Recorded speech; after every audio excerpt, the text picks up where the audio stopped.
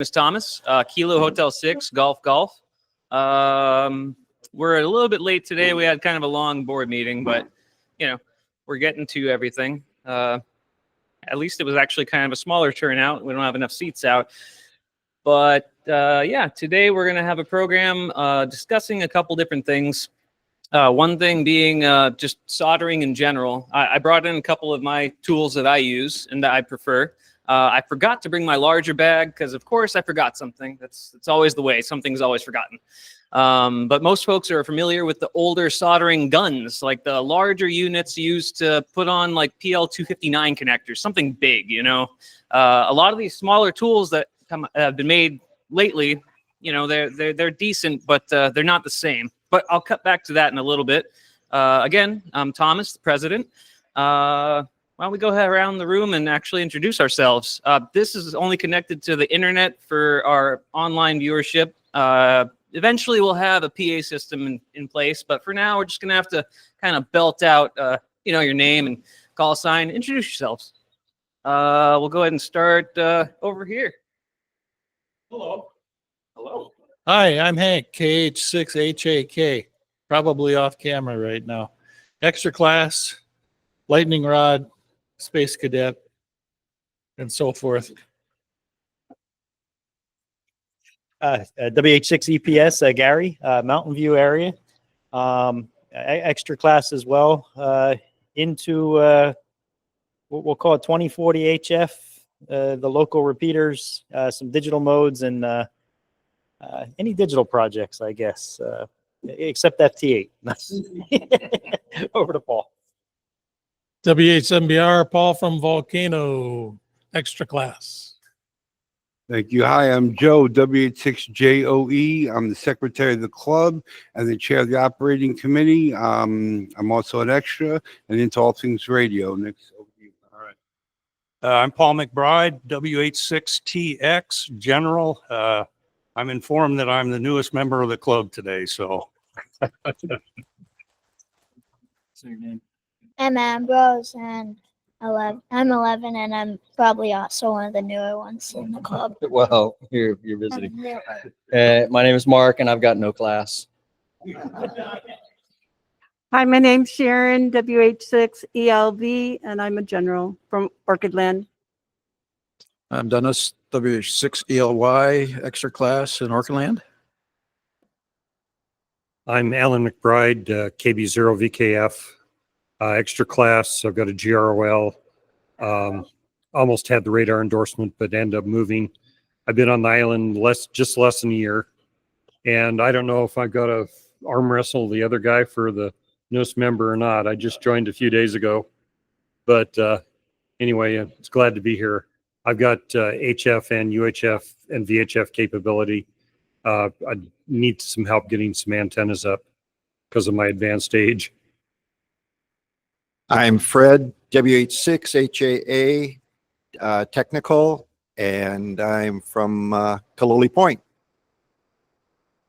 Jim Taylor, WH6EMN, amateur extra, and I live here in Hilo. I'm Tony Kitchen, WH6DVI. I'm the BIARC treasurer. I'm also the ARRL/Aries assistant section emergency coordinator and general class. I'm going to pass it back to you, and don't forget the people online. All those cables in the way. And then online, why don't we introduce ourselves? We'll start with Lee. Lee, do you have your mic on? I do now. There we I'm go. Lee, WH6LC in Upper Mountain View or Lower Gloomwood, and extra class, and I'm the Ham Graham, the newsletter editor. And I would like to ask somebody there in present at the meeting if you could get a nice photo of the new members with their right spelling of their names and their call signs. I'd love to put that in the next Ham Graham. Welcome, Amanda, WH6LC, clear. All righty, Lee, we'll get on that. Let's see, William. Hi, everyone. I'm Typhoid William. As I think some of you guys know, I've been sick as hell, feeling a lot better today, but I didn't want to risk giving you guys both COVID and the flu at the same time like I had. So I'm joining online today, and I'll be presenting a part of the program today from here at home, and that will be on home brewing and home building, things like that. So it dovetails in really well with this soldering presentation you guys are going to get there in person. I'm an amateur extra. I love all things radio, amateur, experimental, commercial, public safety, and otherwise. So I operate DC to daylight, truly, all the way down into VLF and below. I all the way up into the optical spectrum and the gamma rays and stuff like that. And if it's electromagnetic waves, I'm there. All right, our resident Bruce Banner. And then last but not least, Bob, Mr. Robert Schneider. Hi there. My name is Bob. They know me as Uncle Bob. I am an extra. I was licensed in 1957. I've been just about everything in the club, and presently just turned 83 on the 8th. Back to you. Birthday. Right on. Happy birthday, Bob. Now, was that license date AD or BCE? BC. There we go. All right. And then again, our meeting went just a little bit late, so I didn't have a chance to set quite everything. Thomas, Lee's raising her hand. Oh, Lee. WH6LC wants to know if H6J is at the beach or the spa or in a hot tub or what's the scoop, Bob? I'm home. You don't look like you're home. You look like you're at the Mauna Kea Beach Hotel. Well, I like to give a false impression. Maybe I can get rid of this and you see what it really looks like. Yeah, you look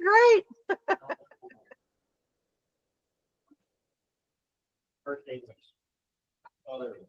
Now, William has joined Bob in the, I'm assuming Yeah, one room. I needed a rest after having been sick for weeks, so I'm over here with Bob now. Those backgrounds sure are getting good. Right. All righty. I do, and I was kind of hoping that Sean would actually start his thing on the Meshtastic app stuff. We're going to do a short on Meshtastic, and then William was also going to do a short on the homebrew. Homebrew being, electronics that you build. Maybe actually, William, would you like to actually start us off here? I know. Yeah, but before that, I want to talk about some upcoming meetings and programs. Number one, next month is one of the 2 actual membership meetings that we hold every year at BIARC. November and May are the meetings where members can come, they can make motions, they can steer the direction of the club, they can get things done that they want. For instance, I'm going to be making a motion at this upcoming membership meeting as a member, not as a board member, because this is where the members tell the board what they want.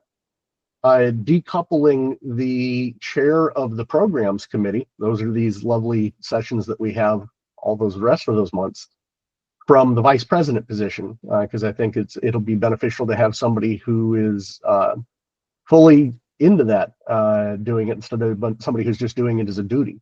So we've also gotten other members to make motions in the past. Other members have considered making motions and didn't. You may recall a couple, I think it was a year or more ago, that the reason the dues went up is because a member, me, did that so that the club could keep our budget aligned with our expenses. Stuff like that. So make sure that if you want something from the club and you don't have the ability to come to the board meetings or serve on the board, something like that, come to this meeting next month and make your motions and have our discussions. And this is also where the board gets feedback from all the members, whether it be motions or not. And Even the committees give a status report. And if you're not getting what you want from one particular end of a committee, or you don't think they've heard an idea or something, this next month's meeting, and again in the November meeting where we hold the elections, these are the critical times to do it. And then in June, we're looking at our pre-field day meeting. Every June meeting comes just before field day, so we'll have a program probably about some sort of field day related operation, whether it be filters for multiple stations operating in close quarters, stub filtering, whatever the case may be. That hasn't been fully pinned down yet, but it'll be something field day oriented. Plus, we're going to have the pre-field day discussion and a little bit of last minute planning will go along. Maybe talk about whatever WH6BR or WH7BR is going to cook. Hi. Stuff like that. So, and then July, I'm still working on getting a public safety professional. Maybe it'll be HIEMA, maybe it'll be National Guard, maybe it'll be CST, who knows, but they're going to come in and talk to us, which will be timely because it's coming into hurricane season at that point. We've got a lot of other ideas that people have submitted for programs. A 10-meter technician session that also includes the T2LT antenna. An antenna presentation and or build. Getting a speaker from the IEEE. Ham's using VoIP phones and maybe using Ultimate PBX and doing about how Asterix uses All-Star Network. And then maybe we can get somebody from Hawaiian Inlet All-Star Network to come in and talk about everything that they've got their fingers into. The reason I look so far forward in what I'm telling you with that is, as you think to next month's meeting, is this really what interests you? If not, let us know. If it is, let us know. It's these ideas in part come from me as the current interim programs chair, possibly the permanent one after next month's meeting, but also from feedback from you, the members of the club. So if you have meeting ideas, bring them next month, but in between all that, bring them to any board member and they'll get them to the programs committee. So any questions on any of that before I move on to home building? William, this is Tony. I'll just make one clarification if I may. You may, of course. I just wanted to mention, well, I could have had Joe mention this, but field day the 28th, we've got the wedding pavilion at Wailoa State Recreation Area. And so what was the last event we held there, Joe? Yeah, that's the same spot where we had the CQ Worldwide. Technically, the reservation is from 8:30 a.m. till 8 p.m. on Saturday, the 28th, right? Yeah, probably earlier than that. Yeah, but we'll probably show up earlier. So it should be a fun day. It's a nice location. If you haven't been there before, I really liked it from our last event. So I think it was a great choice. Do you want to add anything to that, Joe? Just, everybody bring whatever they can, bring like food and drinks and stuff that Okay, so Joe is the chair of the Operating Activities Committee. It's a good idea to coordinate. If you want to bring food or equipment, you can email him, and that way we'll all know what we're doing. But we'll coordinate this more at the June meeting. That's when we'll really get into the details. Back to you, William. Okay, all right. Before I kick in, since Tony had that, is there anybody else that has an announcement or anything before we proceed? Okay, I'm assuming everyone can see my screen. We see it. All right, fantastic. So I'm going to talk about here, like it says, how and where to get started in homebrewing. Oh, I'm clicking the wrong window. There we go. So we want to explore what homebrewing means, what it is specifically in amateur radio.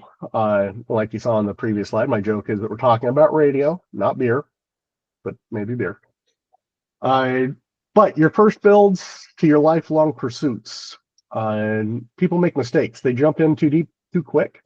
And I think that's turned some people off of, well, it's probably turned more people off of home building that actually get into home building. So I'm going to present a little bit of a roadmap for dipping your toe before you drown. So that's getting started. Simple, approachable projects like antennas.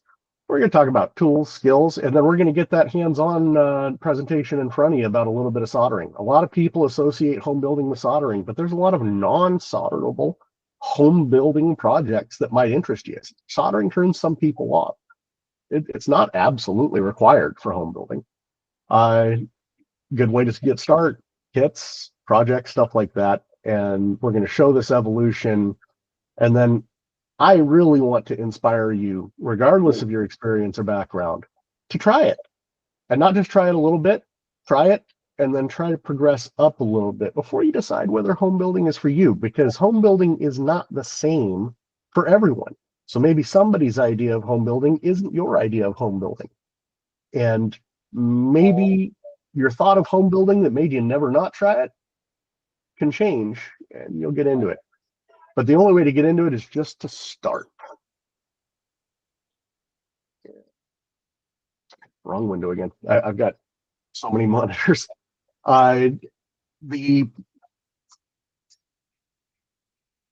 thought of home building. A lot of people think that home building is scratch design, scratch build.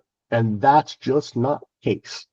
Home brewing is everything is simple from putting together that first antenna to assembling a kit that you didn't design, you didn't even source the parts, to working from plans, to making your own plans and building and actually having true scratch built, or even beyond that, where you actually start to work beyond the known art. You're literally inventing new RF products, unexplored science, stuff like that. It goes a long way. But again, it's not just transmitters. We've got all sorts of accessories we can work with. We've got tools, test gear, all sorts of other stuff. And this is a mistake people make, I think, is that they start either at this level or with a receiver or a transceiver. And that's like trying to eat the elephant in one bite. Start small. Start with just that antenna. Start with a simple dummy load or something like that. Move up to something easier before you get to those QRP rigs. Move up to, a Morse key or something like that. And once you've got that stuff, you can move on to this advanced home building. You can get comfortable with simple antennas, then move on to basic kits and basic circuits, because there's not just RF stuff that can be homebrewed and home built. It doesn't actually have to be a radio. It could be an audio power amplifier. For if your rig is too quiet or something like that. Or you could just have fun with some of the STEM projects that are out there and use that to build your comfort, build your skills, and maybe do something with your children or the keiki around you and use that as the gateway drug into amateur radio for them. But advanced home building, this is a lot of what people think of when they think of home brewing, designing your own circuits, scratch building, scratch design, PCBs. It used to all be through hole, but now we've got extremely tiny pitch surface mount. It doesn't have to be, but you can. And then microcontroller integration. And the one thing I forgot to put in here is that this includes software and software-defined radio.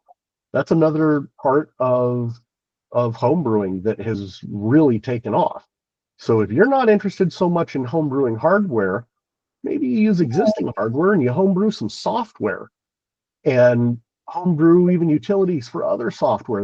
There's APIs for a lot of stuff that we can work with. So homebrew isn't just a QRP. There's so much other available to it. And then you can also get commercial gear and reverse engineer it, improve it, stuff like that. As an example, I have an old 10-Tech Omni down in my junk drawer right now that I got in a horse trade, and that one's beat frequency oscillators aren't that good, and they've drifted a lot, and I have it set aside for a rainy retirement or something like that, and I'm going to redo the beat frequency oscillators with a new design and revive that fantastic radio back to its previous glory and beyond. That's homebrewing. And then you can do it, like I said, beyond. I'm not just rivaling the commercial product at that point. I am making it something better than it ever was off of the factory line. I was recently, Tentex still exists, and the chief over at Tentex is actually a good friend of mine through RCA, the Radio Club of America. That's a whole, RCA is a whole separate topic we can have, but this is how he gets into that too. I mean, home brewing and home building can translate, outside of amateur radio too. It really blurs the lines. So home brewing in action. This is what people think of often over here on the side. This is a NorCal QRP Club 49er kit. This has since been replaced by their 30-gate special, but this is a classic one. So many of these are built. The kits are no longer available, but this is the classic. It's in the Mintz tin, an Altoids tin in this case, and it's got some other homebrew stuff below it. But yeah, that's, people often try to jump in at that level, and at that level, maybe it's too much for you, or maybe it's not even what you're interested in. Maybe you don't want to do all that soldering and board and stuff like that. But then it goes way beyond that. And if you look at the one, and we're going to talk about this a little bit more later, this is a home-built transceiver that rivals any commercial option. There's a higher resolution image of this available through the ARRL, which is where I got this image. And this is actually part of a contest on home building that the ARRL used to do. I wish they'd bring it back. But I said here, from simple kits to complex systems, but we're going to go even below that simple kit. And we're going to start with a simple antenna. It's one of the easiest home builds. And people don't often associate building an antenna with home brewing, but it absolutely is. So it's a good way to start. Basic materials, basic tools. You don't even need the soldering iron for this. A lot of people think about soldering instantly with home brewing, and that's just not the case. How many of us have built an antenna without a soldering iron? Real fast. Sorry, real fast. I actually have a 10-meter antenna that has no soldering. It's actually done with one of the Cobra head adapters for a BNC that I can just show off while you continue on there. I just figured put that out there, that I have a real-world example that I could just hold up while you continue. Thank you. Yeah, that's fantastic. And I'm going to actually stop sharing a little bit so the other people online can see what you're holding up. Yeah, I'm going to pass it down the line there. Solder-free connection connect to a Cobra head fitting. So it's a dual BNC or dual banana plug to a BNC connector. So you don't have to actually solder anything together. You can get one of those connectors, use 2 strands of wire to select it, 10 meter, 20 meter, 40 meter. You have 160 meters of wire, God help your soul, but the option exists there. It's one of those things that you can simply put together at home or during an emergency and just use the wiring from your house, whatever you have to do, as long as it works. And I just realized I wasn't talking to the mic here, but that's fine. We heard you. Okay. All right. As long as I'm projecting, I'm still getting out there. Thank you. Yeah. And I don't know if Lee wants it, but maybe you can take a picture of that so that Lee can include a picture of that antenna in the hamgram if she needs it. Got it. I will. Yep. So at this end of the homebrew scale, it's simple tools, simple materials. I often make my antennas out of trash. And when I do that, oftentimes they don't even have to be that good. I'm just messing around. It's a great way to start a design that I might make with better quality materials later, because it's so low investment at that point. So we got some great starter projects here. That half-wave dipole, like he's showing there. The T2LT, that coax dipole, essentially, that Roy brought to our attention, and we've done programs on before, and we'll probably include in that 10 meters for technicians program in the future. A J-pole. How many of us has made an Ed Fong? How many of us have made a feedline dipole or feedline J-pole? How many of us have actually made a copper pipe J-pole? You know, those are great projects to start with, and none of those absolutely require soldering. End-fed wire with 9-to-1 or 49-to-1 ununs. Now we're talking about a simple wire, but you know, the true advance here in our skills, we're now moving up to winding an un or building one from a kit, because the kits do exist. The ground plane verticals. The very first antenna I ever made, I was, I think, about 9 years old. It was a ground plane vertical for my CB radio. Small mag loops, stuff like that. A Moxon. We've done club builds with Moxons and other beams before. Again, you can do these with absolutely no soldering if the soldering is what's been turning you off. So it's a great place to start, and we can compound. Building the antennas help us develop our understanding of RF fundamentals. We start to understand resonance, which is about LC circuits. The antenna is an LC circuit. So we start to understanding about tuning, impedance matching, all that stuff. And then we also start to understand what measurement are, what they mean. And we also start to understand like these real world trade-offs. I didn't want to throw it in here. I had actually a whole deeper dive into how that teaches us about Q and stuff like that. You can learn about that through home building, but you know, I don't want to scare you off with those terms. If you have a good Q, you've got good SWR and good bandwidth, right? So that's what you're looking at. And like I said, we're taking these skills and they can apply over all parts of amateur radio, beyond the antennas, into the transceivers, into the filters, into all sorts of other stuff. And you also start to understand the troubleshooting skills, because a big part of homebrewing is troubleshooting what you built. Troubleshooting other people's designs, other people's kits, stuff like that. Even if you're just trying to improve the performance, you know, maybe the design was to a price point and you want to make it better. We're going to talk about that. So it deepens your understanding of how our gear works, but it also improves that ability to troubleshoot even your own commercially built rig, your Yaesu, your Zygu, your Baofeng, all other stuff. You start to understand it and be able to troubleshoot it better, even from building that first antenna. And that's going to build this confidence. And when you build confidence, you're going to be feeling better to take that next bite of this elephant. And this starts to bring up a little bit of confidence, and that can help encourage the self-reliance of fix it, tune it, build it better. And that's a life cycle we're going to talk about in a little bit. But it also makes you maybe a little more comfortable to tailor your solutions to your exact needs. I put in here, want a compact tuner? Sure. Want a narrow filter for CW? Yeah, wind up that choke yourself. But also things like your individual station performance can get tailored to your individual needs. What you learn about building that first dipole and troubleshooting it and tweaking it and improving it, that's going to actually make your entire station better, because that knowledge is going to translate into things that, even though maybe you started with a 10 meter or a 40 meter dipole, that you start learning about placement of your 2 meter antenna for getting into the Kalani repeater, stuff like that. And it's good stuff. When you're on the air making QSOs with the, if you tell somebody you're on any sort of homebrew hardware, they're going to want to talk about it. I, for one, struggle to rag to. It's just not my thing.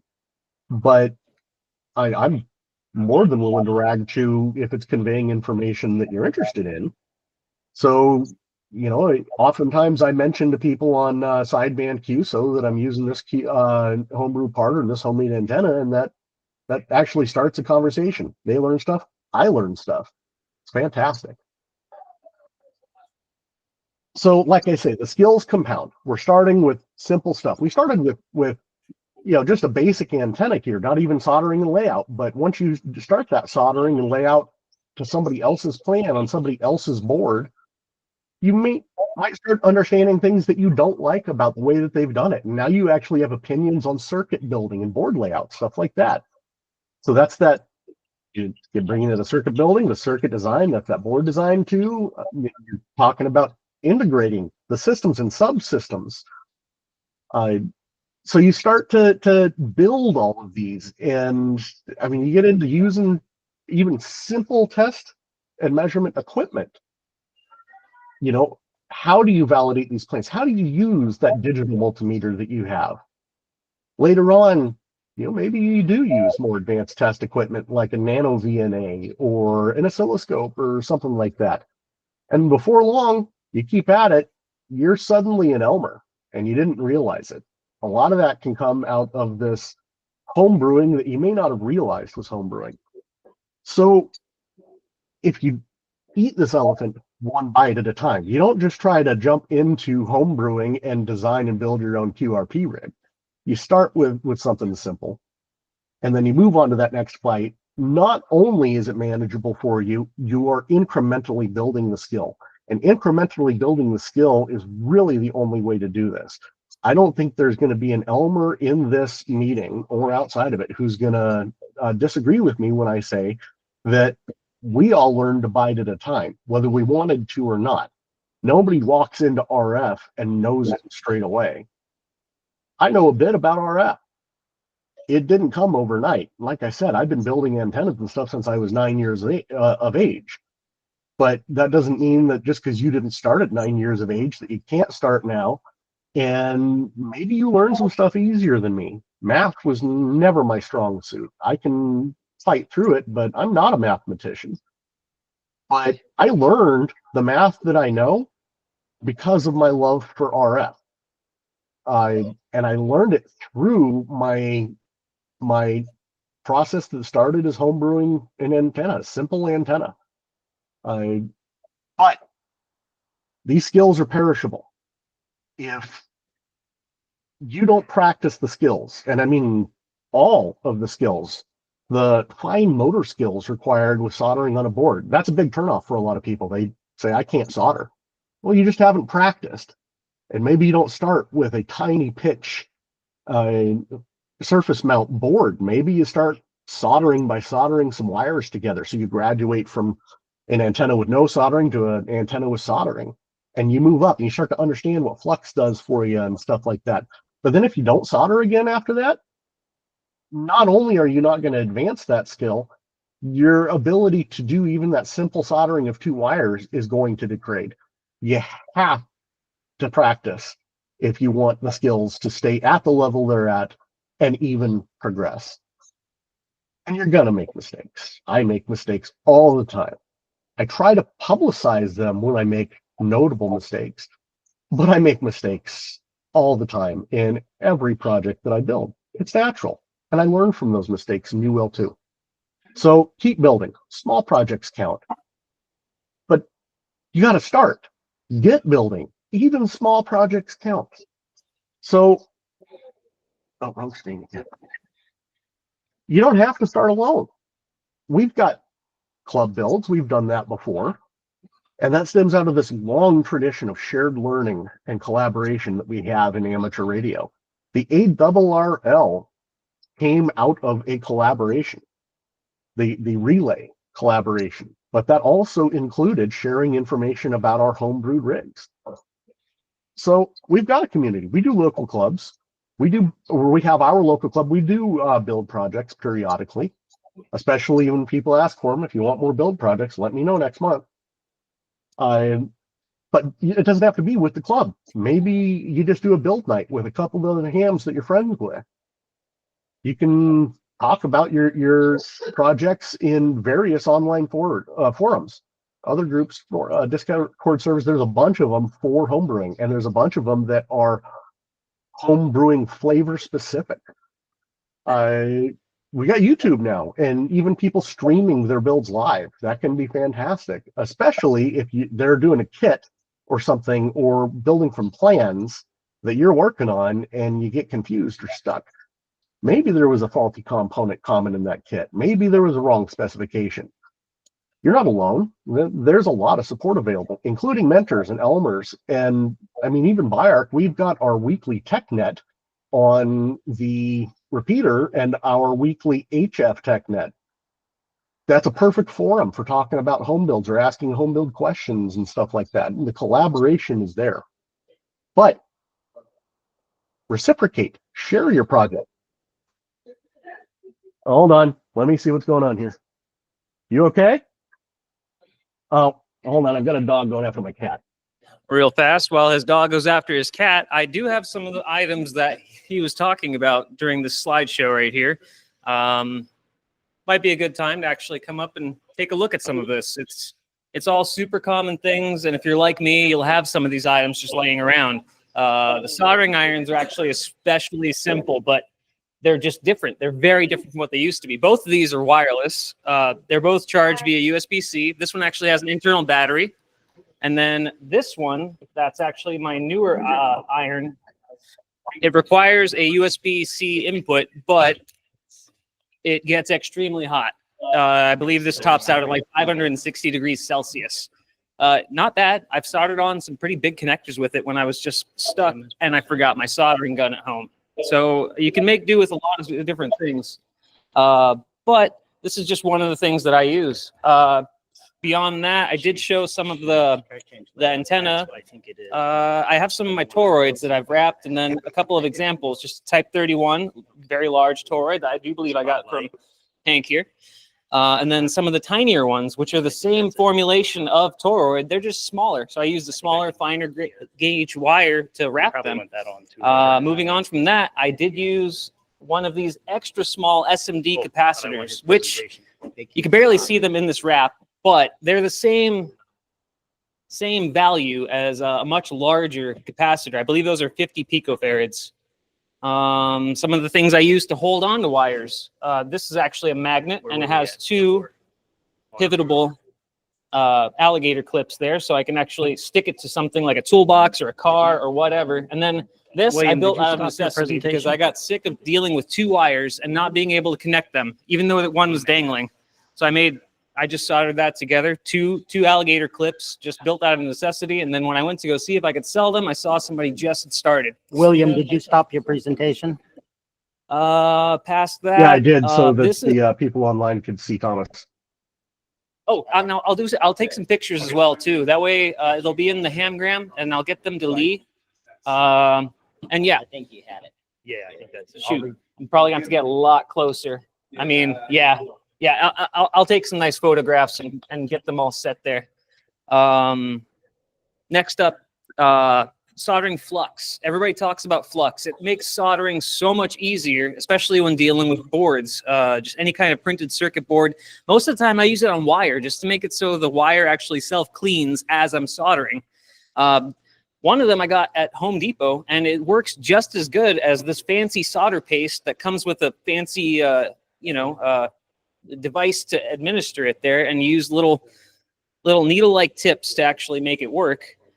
Let me see. Oh, and then the most important thing I found is having the right tape and way to seal anything. And I think, Joe, you remember when I came up to help you seal up your antenna? Is it still working all right? Yeah. All right. I used something that was 1/8 of the cost of the usual thing that we're told to use to seal that antenna. I used some self-sticking silicone tape to actually seal it off afterwards. And then I used a spray bottle, I believe, of this same stuff, liquid electrical tape. I got this at Ace. I'm dealing with stuff that I could find here because I don't like waiting for an Amazon order to get here. And most of the time, things I order take an extra 6 weeks for no reason.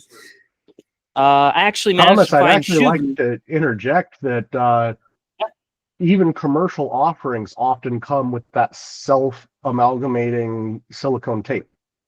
And it's the same tape.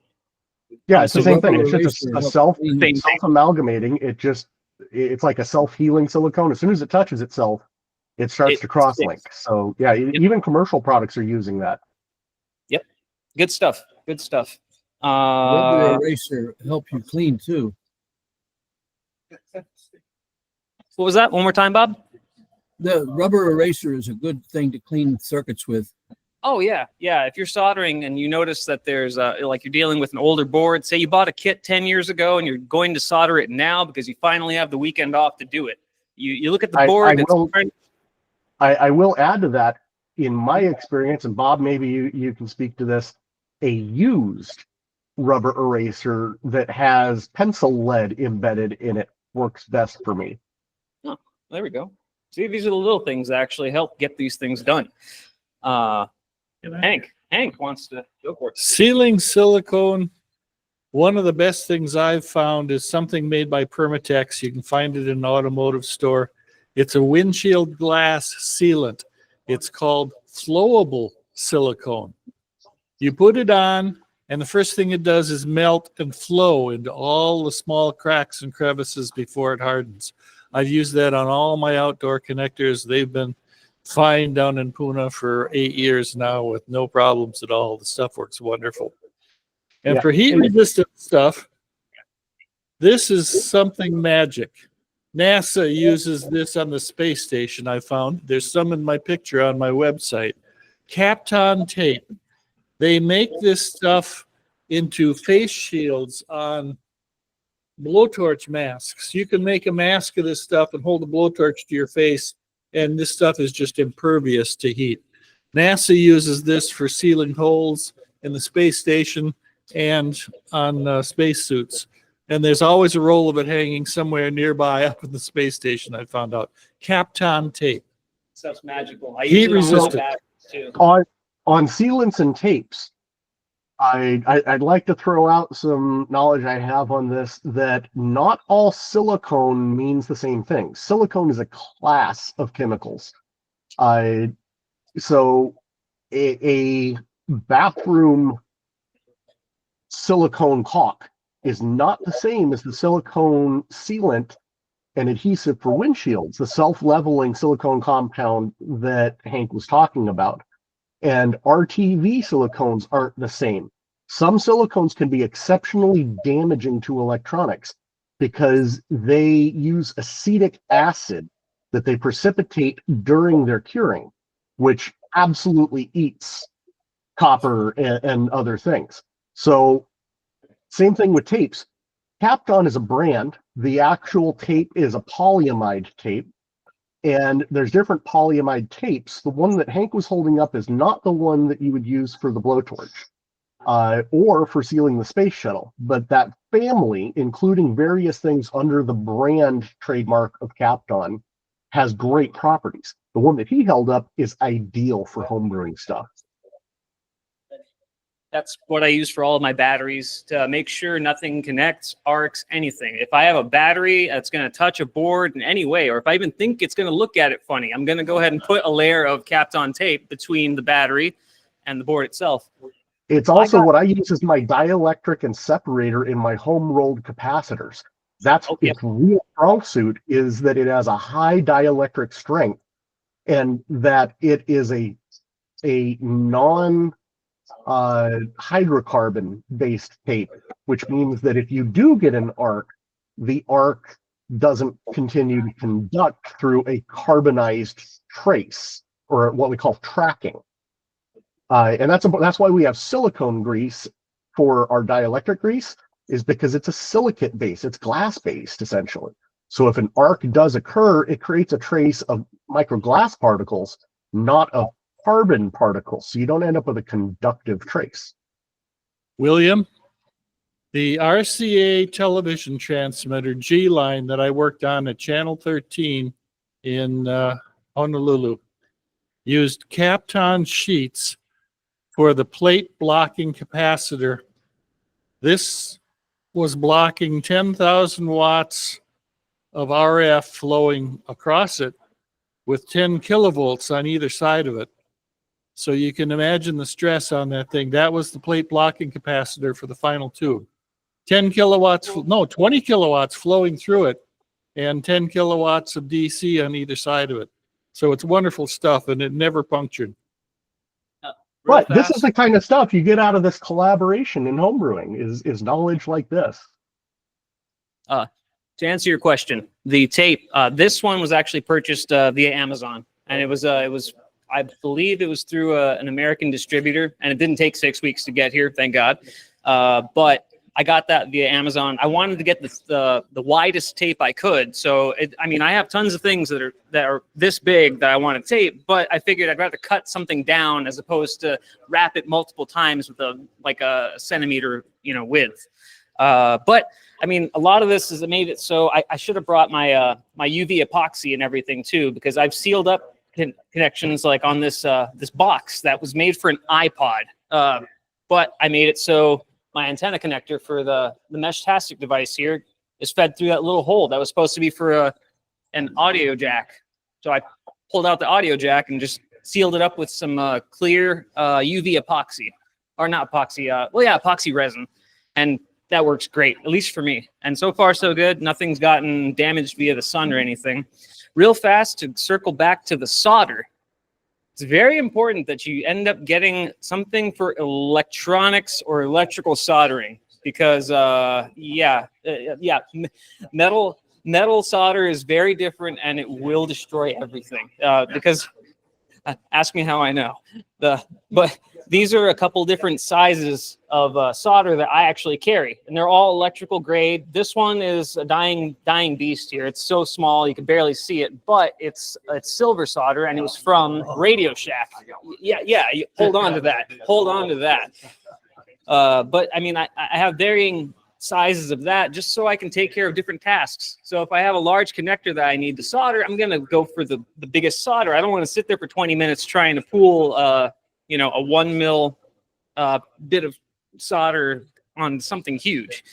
But also make sure you pair the right flux to the right solder, because not all fluxes are compatible with the chemistry of all the different solders. So I've talked about doing a presentation that's a deep dive into soldering, and including the fluxes, the different lead-free solders and desoldering and all that. But just know that flux is critical for all of it, and flux matched to your solder and your base substrate is very critical. One other little side note, just from my experience here before we continue on with William's stuff, is the solder itself. Do some research when you're actually, say, reballing a chip or anything else, because there was something that affected a lot of people in the early 2000s or mid 2000s. If anybody knows what the Xbox was, the gaming device, there was something called the red ring of death. Now, everybody thought that it was because of a manufacturing defect, when really it was because of the solder. I thought you got the red ring of death from Taco Bell. From Taco Bell, that's the wrong red ring of death. That's different. That's different. But this was because the solder that was used, after it was exposed to air or any kind of heat or just time, it started to grow tiny whiskers, because they had switched over from leaded solder to non-leaded solder. So there are these things that tin solder. Yep, tin. There we go. See, these guys know way better than I do. But also remember that we've got solder that is 63-37. We've got solder that's 60-40. That's tin to lead ratio. So those solders are also prone to tin whiskering under the right conditions. We think a solder is lead. It's actually usually majority tin. There we go. It was a fatal flaw in the Channel 13 RCA transmitter. They tin plated their PC boards in the exciter, and in the environment of the Hilton Hawaiian Village near the seashore, where we had salt air despite coming through the air conditioning, the PC boards in that transmitter all developed tin dendrites crawling across and shorting things out. Eventually, it destroyed the entire exciter. We had to get a whole new exciter assembly from a different manufacturer to keep that transmitter going. Wow. Tin dendrites. Yeah, and that's one of those things that nobody thought about when they were converting everything to the newer lead, completely lead-free stuff. Just something to think about, kind of do your research when you're fixing a connection or whatnot. Sometimes it's as simple as the solder did it. Well, and also, if you start to use active cooling in your amplifiers and stuff like that, you need to know that some solders can auto-ignite glycol, a common antifreeze. So there's a lot to the science and chemistry and metallurgy of the materials we use. And so just keep stuff like that in mind. And like I said, if this kind of stuff interests you, let me know in the next meeting, and we can dive deeper into that. But not everyone's always into something quite so technical as that. But we need the feedback. Just as an aside briefly here, for a beginner learning to solder, I taught myself to solder at age 10 because I wanted to build a little kit.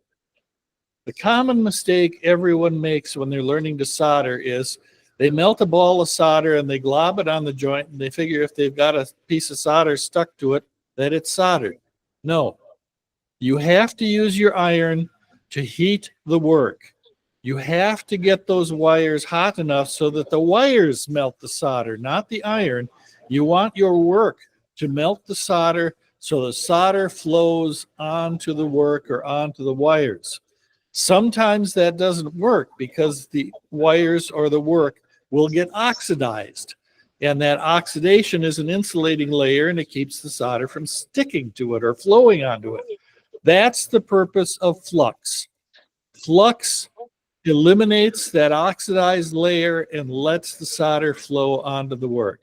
That is the it secret. also, after it strips that oxidizing layer off, it reduces it. It protects the metal while the solder is flowing and adhering and the covalent bonds are building. So a huge thing that people struggle with soldering is that they cook the flux off before they get the metal applied, before the melt can occur, something like that.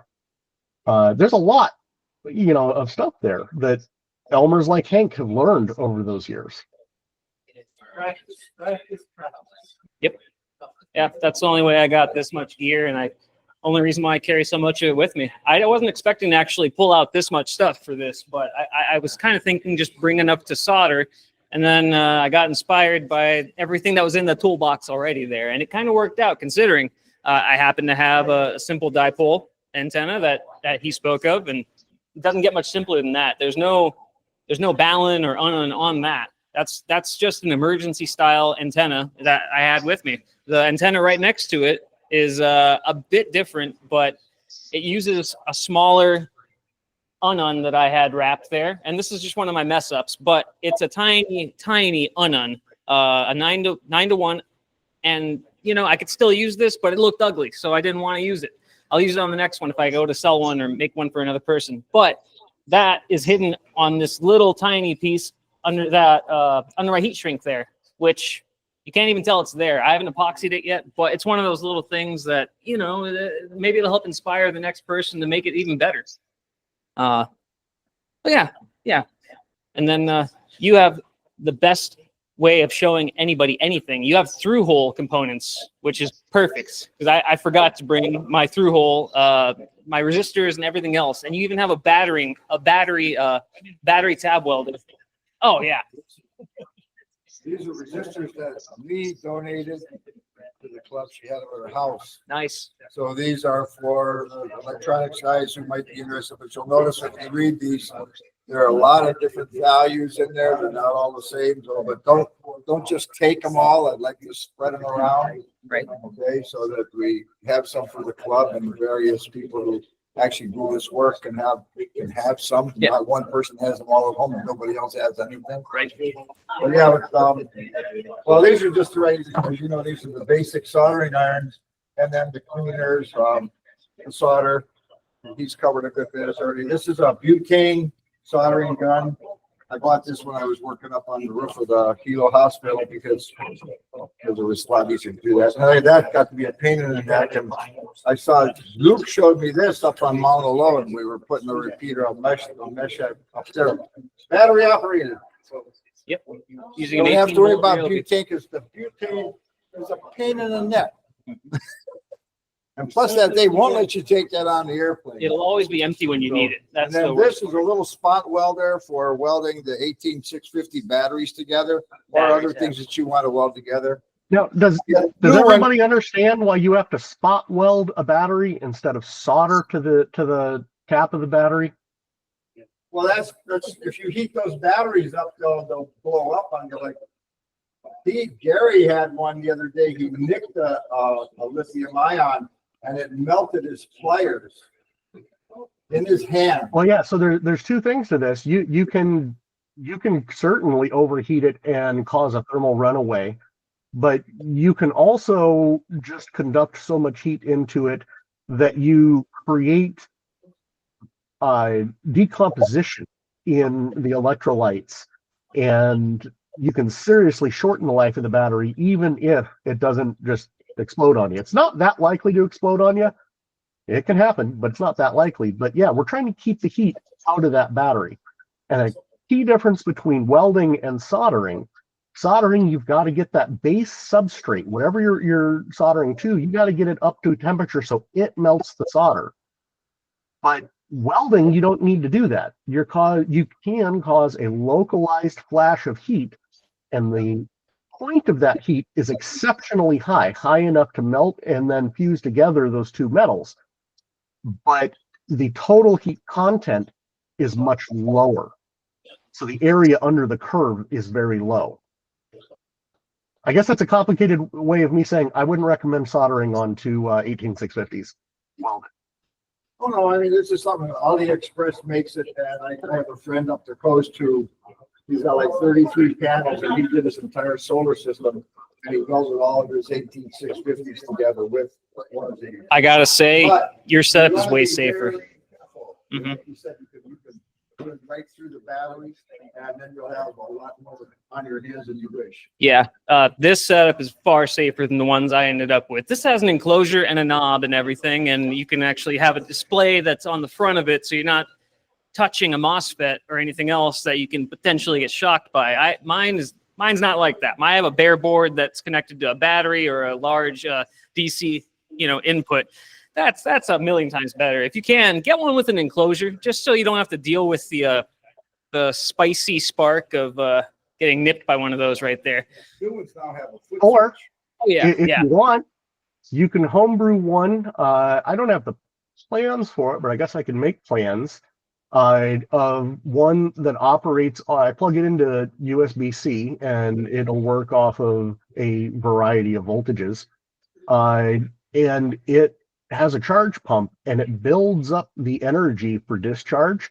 And at the selected discharge level, it lets it go through the two electrodes.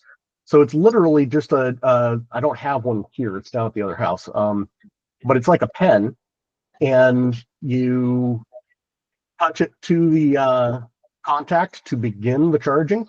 It charges up, and after a couple of seconds, it lets go a zap. So it's working off of low voltage.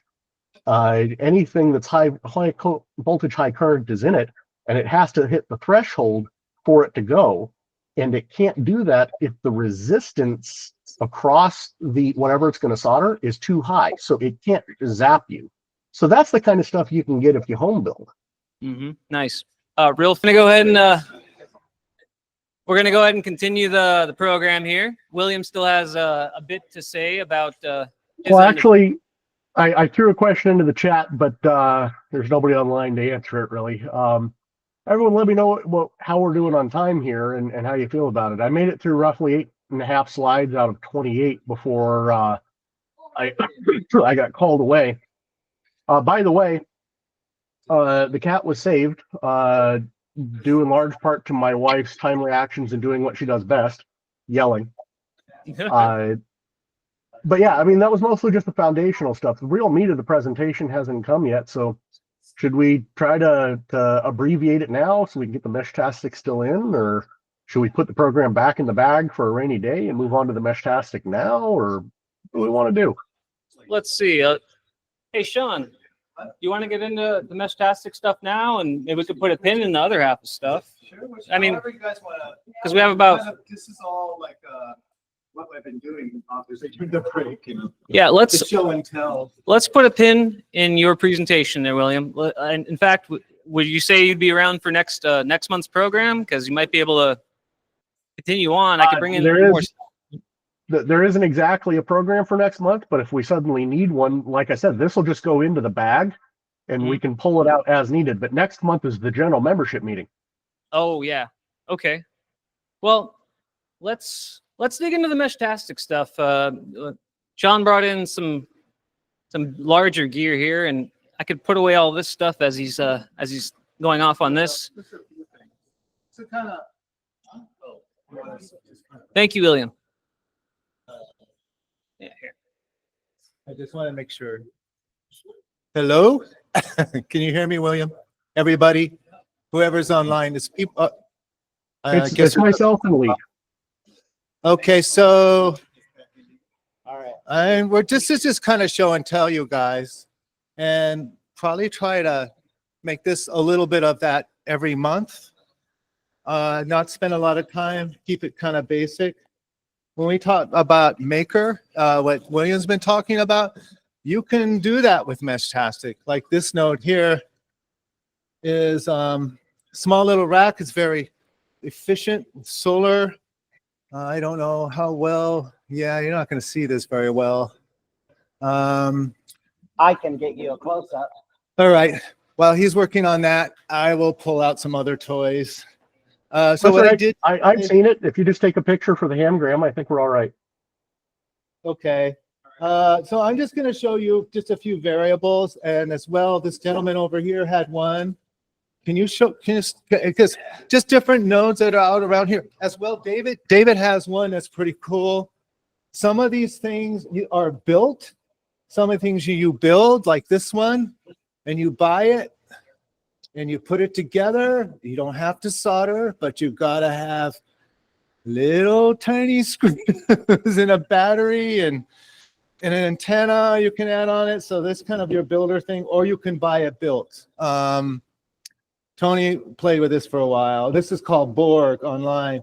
Now this is an Heltec T114 V2 board, and yours, this that one has been revised because they had some problems. This one would cost you about $60. You build this one, or you buy it this way. This antenna is 3 dBi, or it has these little tiny stubs, and it comes with it. You add that antenna to this right here, and like you've got this before, maybe tariffs or whatever. I think it cost $1 for this. So you say you buy it by 5 or whatever. Heltec V3, I think. This is the version 1.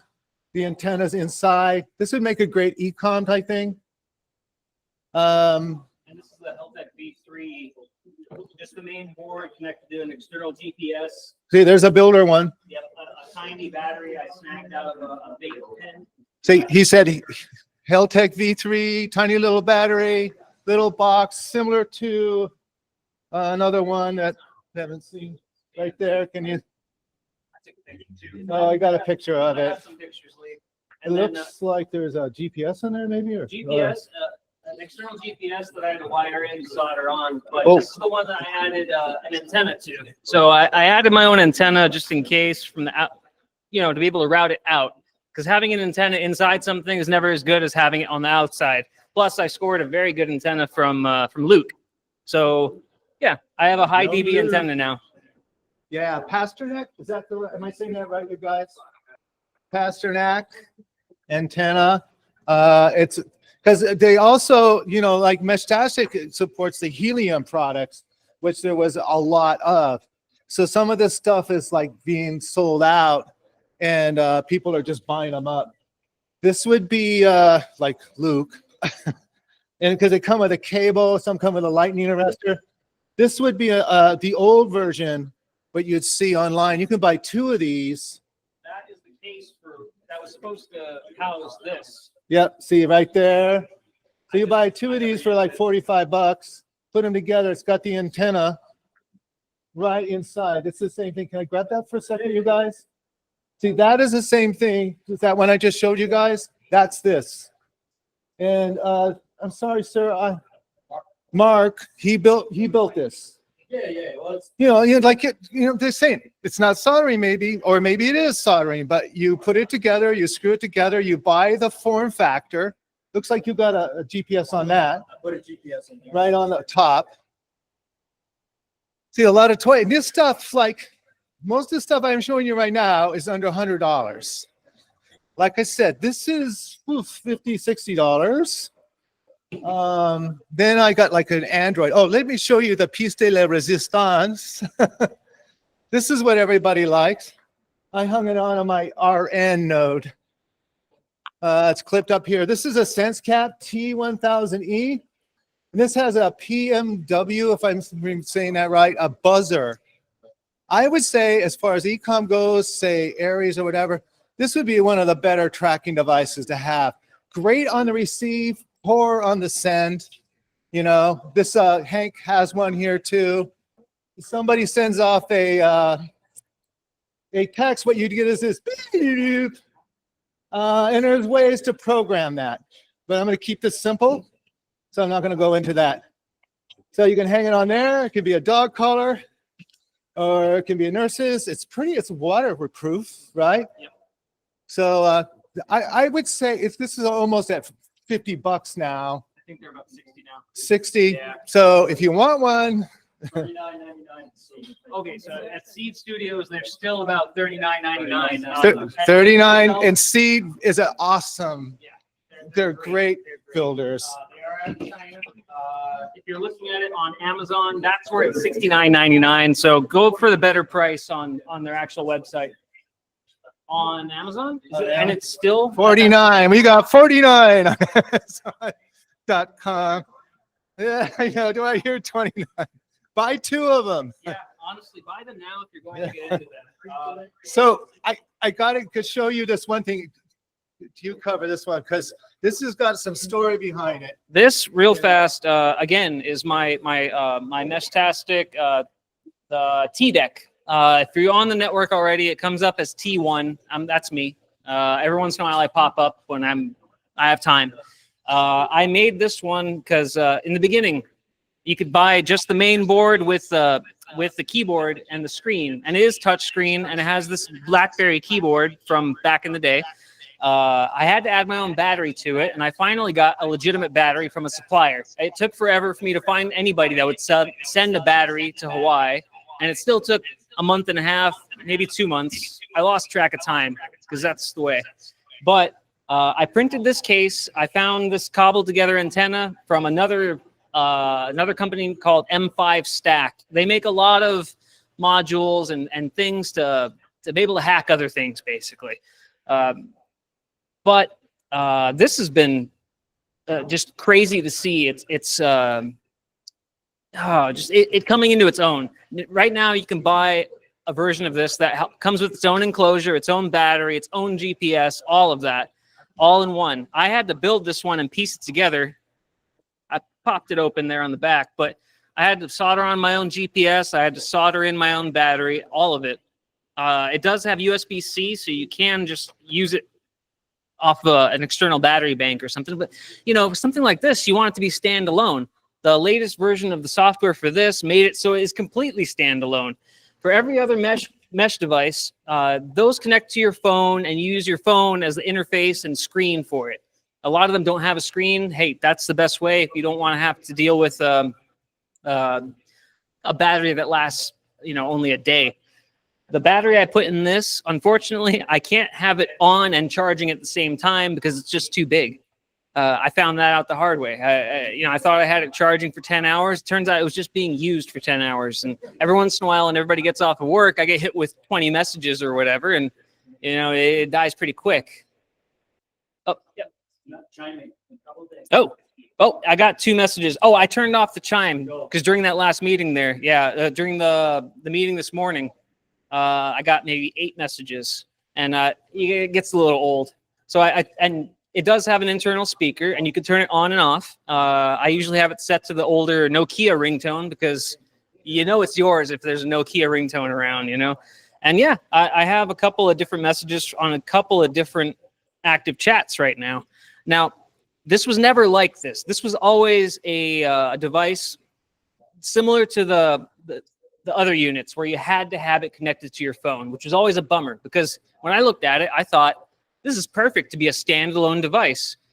With the latest firmware making it so it is its own standalone device, they made it truly standalone in that it does not connect to my phone right now, which is nice. It's nice, but now I have to have another device around if I actually want it to connect to the Meshtastic app. I keep one of these, my Heltec V3. This is the second one I put together because, once you get to building stuff, you start to get into it.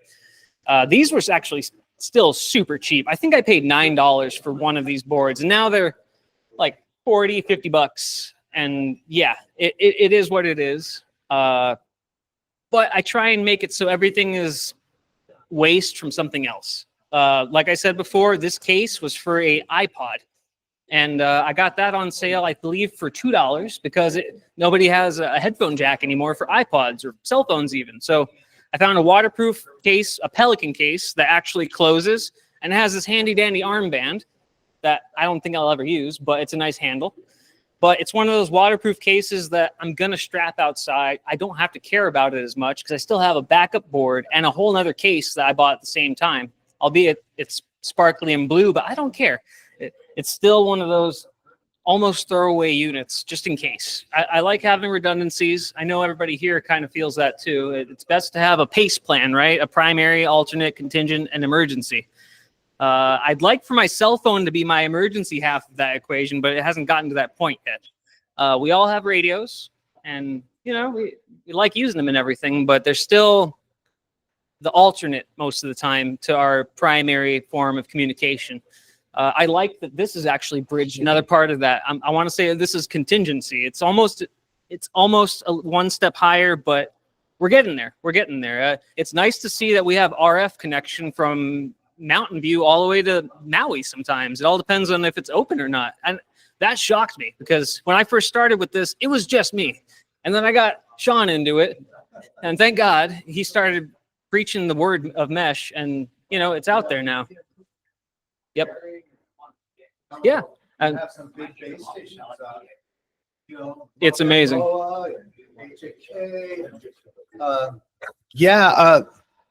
The lore device is kind of the beginnings of Meshtastic. The boys are out hiking around, the developers, and they go, "Hey man, let's communicate offline via the LoRa protocol." And they built Meshtastic graphical interface, let's say, for simplicity, over that protocol, which provides the range that it does over chirp. So I'm not going to go any deeper than that. This device that he has is some of the earlier looks and feel, the form factors. You see, notice there's all different form factors. There's different ways to use this. I got to point out that you might not want the BlackBerry, otherwise known in my day as the Crackberry, because of when in corporate reality, when I used it, when I was an IT guy, it was like that. Everybody had to have the freaking device in them because it was that popular. But okay, I'm going to get over to him. So, Question for you, Thomas. You were showing different equipment. The one that you said worked only with the cell phone. What model was that? One of the ones that I have that works only with the cell phone would be the Heltec V3. It does have a screen and everything. Unfortunately, the battery's dead at the moment, but these work primarily with the cell phone so that you can send messages. You're able to receive messages and read them off of these tiny screens, but to have a conversation, you kind of have to look back at certain things. Otherwise, it's just one-sided for one question at a time. But it still acts as a repeater. It does. And all of these work as a repeater.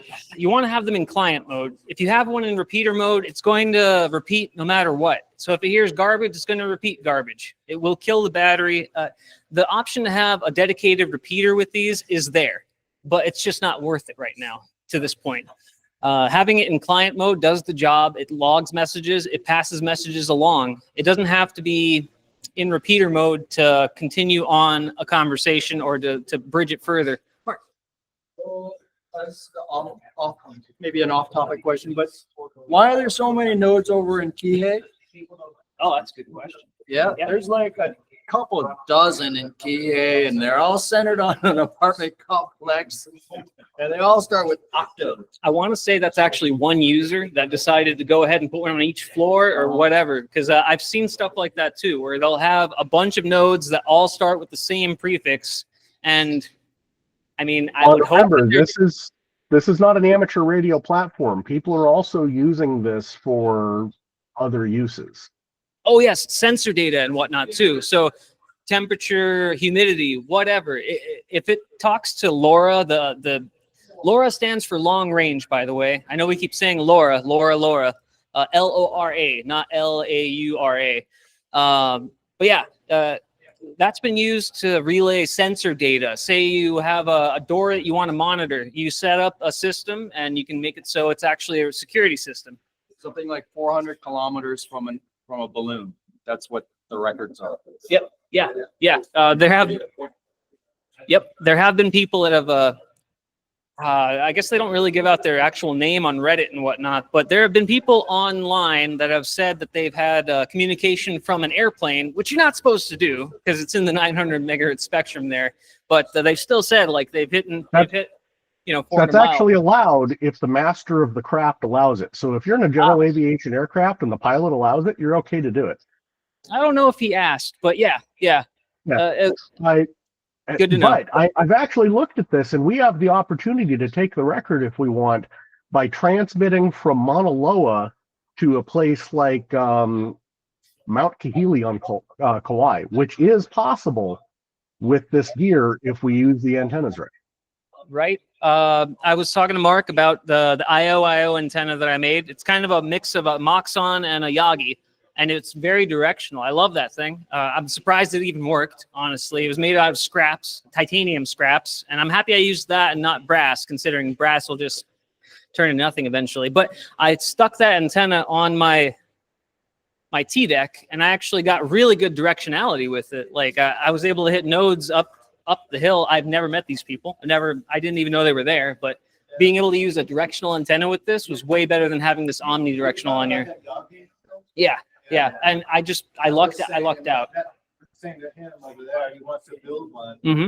I thought it would be easier to build than trying to get a 915, you know. Yeah. It's got to be 3-element antenna. 3-element antenna, and then I brought it up with Mark earlier too. I have a program that I have for Android, and it is called Amateur Radio Toolkit.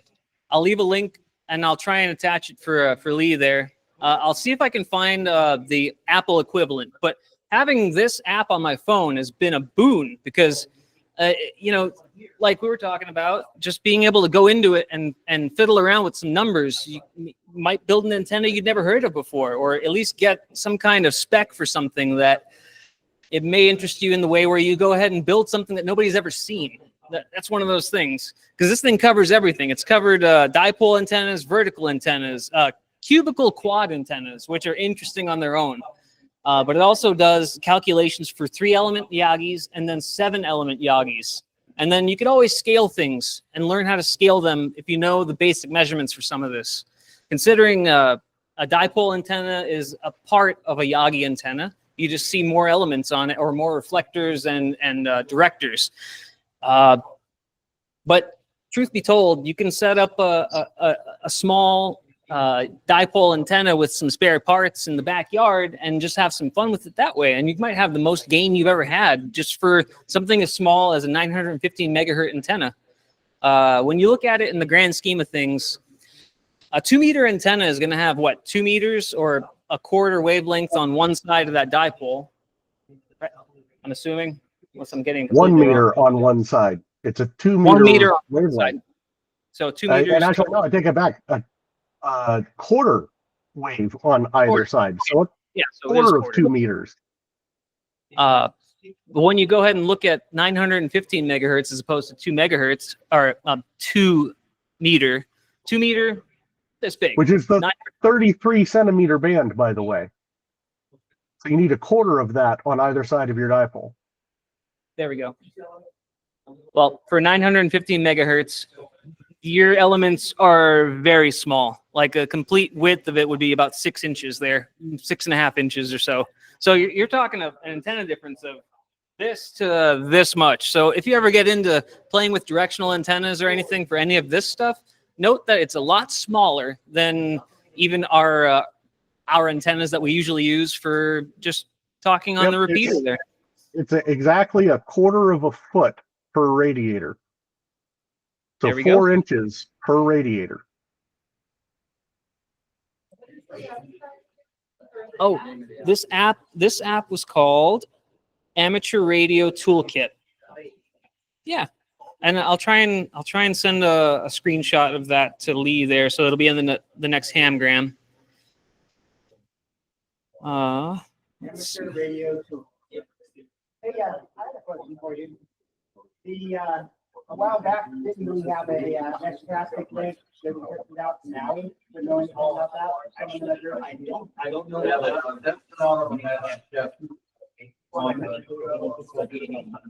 Yeah.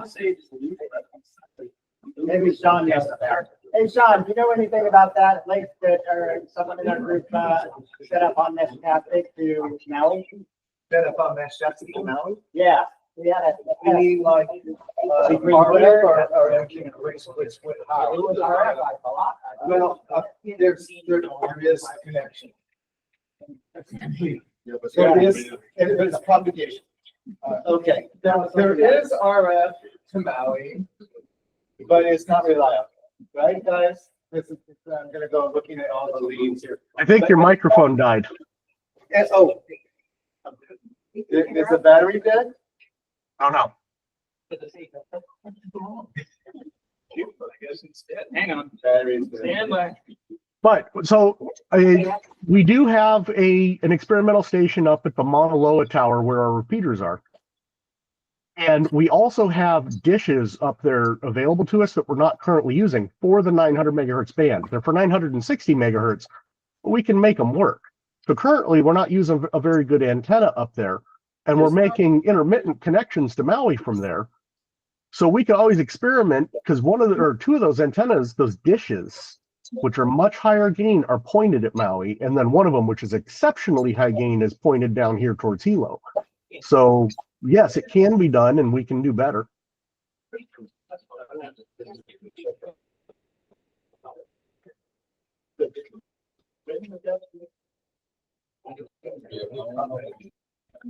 Test. William, does this That's a work? lot better. Yep, Okay, I can here hear we you go. now. All right. You'll have to hold it by the battery, and even this battery's going to die. It's 8 or 6. So you guys can hear me. So Luke and Gary put up a G2 that's running off solar up in MLOA, near that area that William is talking about, where those larger dishes are at that we can utilize someday. Gary, do you want to add some things to this? We got a few really good nodes set up. It's been working well for us. So the Mauna Loa node went up quite a few months ago. It is a G2, like Sean said, completely solar powered. At the time, it was just kind of placed at a low elevation. I believe it's about 8 to 10 feet off the ground. So it is not physically on the tower. And it is not physically club equipment yet. So the club had, at one of the prior meetings, had agreed to invest into the Meshtastic project and is going to be purchasing G2s here shortly. Once we're able to replace it with the club equipment, then we'll get it higher on the tower. The links open up several times a day. I've noticed it. They'll open up in the morning, some around lunchtime. They're not asymmetrical links, so sometimes you'll get a whole burst of nodes come in, and you may get a message back to the other side. Then other times your traffic may start going to the other side, and you're not receiving their traffic. So it's been very sporadic in each direction, and I'm assuming that could be anything from propagation over the ocean, moisture, and time of day could be reflected. Even ducting. Go ahead, Wayne. I said even ducting can be happening. Yeah, so you will see your node lists expand 3 or 4 times a day if you're keeping your node online all the time. There are some hams that are recording this into a database, so I think they're working on looking at the pattern and seeing when that channel is opening up in which direction. I'm assuming we will have better connectivity once we get 20, 30 feet up on the tower and a more clearer line of sight. And on the other side, on Maui side, the node isn't much more different than this node here, and it's at a basically head elevation. So it's not very high either. So if each side invests a little more into the project for establishing a link, I think we could have a semi-stable link. It's not my project, but I'd like to maybe make a recommendation that we don't use a single node there. Maybe we put up to 3 nodes there, one on the Maui facing dish, we'll swing one of those dishes to point towards Oahu and Kauai and all that. And then one on the Omni, or maybe even add another one and put one on the helo facing dish in addition to the Omni, because they'll talk to each other in the backscatter just fine. We don't even have to physically connect them. But then we've got, some sort of sectorization with a much, much higher gain. Yeah, William, that could work as well. The other thing we have too that's affecting traffic is the Mauna Loa node is in client mode. So if it's hearing other signals, if there's other traffic, say coming from Jim's house or Daryl's house, and they rebroadcast the signal, the Mauna Loa node may not rebroadcast it over to Maui because it's not in router late or in a router mode itself. So I think also switching the mode to a router late may stabilize some of that communication. It forces the retransmission of the node. So having some, like you said, in a higher gain and directional to over underserved areas, and then having the protocol change to a router late, it'll increase network congestion, but it'll ensure that the link is stable.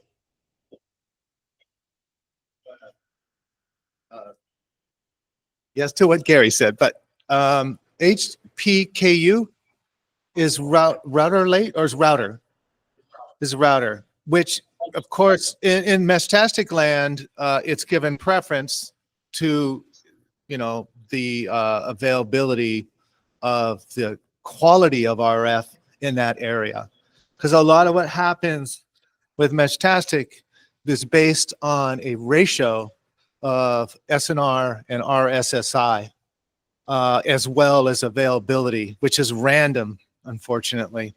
Okay, I wasn't going to get into this dive, but what happens when Gary describes, when we change from client to a more specific, like router late, which I use on Volcano, on Farley Ohana, it does kind of cordon off the area a bit if there's a lot of other traffic around you.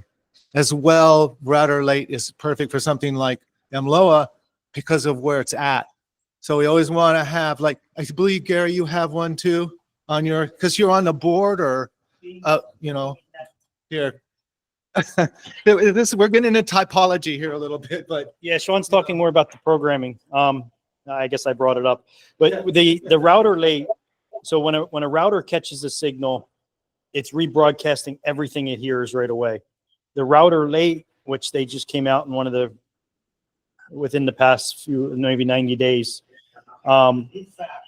is able to, it listens, make sure it's not stepping on anyone else, and then rebroadcast that second transmission. So that's where it should rebroadcast. So if it hears Jim down in town, then it'll wait, make sure that Daryl didn't retransmit it again, and then it'll pick that signal up and send it over to Maui. So it's kind of making sure that it's an extra coverage area. You're guaranteed, when it's in that router late mode, you're guaranteeing your coverage area. You might say it's like a quality of signal check in a way. Is where is- Oh, yeah, okay, you don't have this, I'll get it. So I got a better signal. the mountaintops would be recommended either router or repeater based on energy saving settings, or you don't want two routers or repeaters seeing each other. So then you move over to a router late. Router late could also be used for CERT teams on a van to make sure you're covering all your nodes. Could also be used in an underserved area or a high congestion area. So you want that particular node that has the great rooftop antenna that sees everything to make sure it picks up all your sensors or all your other foot traffic. Like if we have 20 nodes here, we might want one on the building that's router late to make sure it scoops all of our traffic up and resends it out to the network. So it works with a density to make sure your transmission will go through. Yeah. I just want to, before I just wrap up this kind of thing, with 2.6, which has just came out in beta, but just recently, I've got a bunch of nodes that testing out and trying to help the dev people out to work through some of the bugs. But these guys, you know, this is all open source. It kind of goes back to what William was talking about earlier. You know, so they have other jobs. They're doing this like just working with people. Yeah, there's not a lot of money in it. It's meant maker. So if you want to develop or write code or work on hardware, this is the kind of project to do that in. Or you can buy it as already built. But so 2.6 is the big change. It's called MUI. It's the Meshtastic user interface, which gives a graphical interface to that node, which is the TDEC. TDECs you can buy built. You can buy them built pro with extended antennas. All these things we showed you can be built for you today. That's how quickly this has gone. Yeah. Make it yourself and just piecemeal it as you go. So I'm going to try to like have these little things, not so long maybe next time, so people can bring questions. The one thing that I had today is you can really just, once you've imaged it, you can buy these things already ready to go and ready. We're agreed, some of us leads, to keep the primary node or the default node, which would show up on any of your devices as is. So unless there's the right RF, the line of sight, like it is for us hams, you can turn on your device as long as it's charged and find somebody. You know what I mean? And it's all about, again, line of sight, where the antenna's at, how many of you guys are around the neighborhood, because in a mesh environment, it's like the Borg, the more the merrier. So that's all I have to say myself. Anyone have any last thoughts? I really wanted to kind of... William? Yeah, so I was at IWCE a couple of weeks ago in Las Vegas, and for those who don't know what that is, it's the International Wireless Communications Expo. It's like Dayton Hamvention, but for commercial, government, public safety, radio end of things. And there were a few of us there that had Meshtastic nodes, and we were pinging each other through it. And as we were talking, some people brought up, well, really, what's the use case for this? And the typical sensors and messages and stuff came up, and a lot of people, kind of scoffed at that who weren't playing with it. But I threw one out there, and I was going to add it to my homebrew projects for rainy days list. But let's be honest, I'll never get around to it. And that is a node that you can query. So you send it a message, and you send it a predefined message like news, and it spits out some headlines back to you. Or you say METAR, and then it spits out the data for the weather data for that airport. So you'd say like METAR ITO.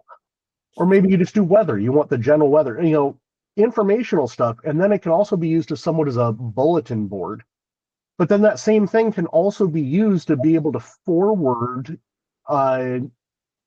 text messages of certain types. You can integrate it with SMS so that a WIA, a wireless emergency alert that's received by an LTE device, gets broadcast, because that's allowed, because this isn't operating under Part 97, gets broadcast by that node, so that people who aren't near a siren might get a tsunami warning or something like that. So there's stuff that could be done there with a little bit of intelligence put behind one of these if somebody wanted to homebrew a little bit of software. Even just a script kiddie in Bash could accomplish that, so food for thought. The sky's the limit on applications. It's just what we choose to do with it. William? Yeah. Oh, there actually are programs like that. I'm thinking of, Gary can correct me, Meshing Around, which I have installed, gives volcano alerts, NOAA, we went through a process of where to put it because it's a bot. There's a number of other things that are kind of, I can DM it. It's DM to you. Sure, but my point is that going back to homebrewing, we can homebrew, really the sky's the limit. We can homebrew any application, any functionality into this that we want. we can make it a query and return like that. Or, there's other ways to accomplish it. Just trying to plant the seed out there that if somebody's idea of homebrewing is, writing a program or a script, this is a good platform to play with. Yep. Okay. That's nice. I like that. Yeah, yeah. I don't know how or why, but for some reason my microphones always seem to have something. I mean, for the longest time I had a piece of copper wire strapped to this mic, and that was my handle. And then I finally got a nice handle with a nice, sock on top of it there, and now it died prematurely. So I guess we'll just have to piece this stuff together. But that's the necessity of what we do, right? We do this so we can get past these things. I use some of that self-attaching tape to attach this battery to the mic. That way I could still use it. Think outside of the box. But yeah, I think that's going to do it for today's program. Thank you all for coming. Don't forget, you could always ask questions or look for the info that we add to the monthly Hamgram. Thank you all for coming, and we'll see you next month.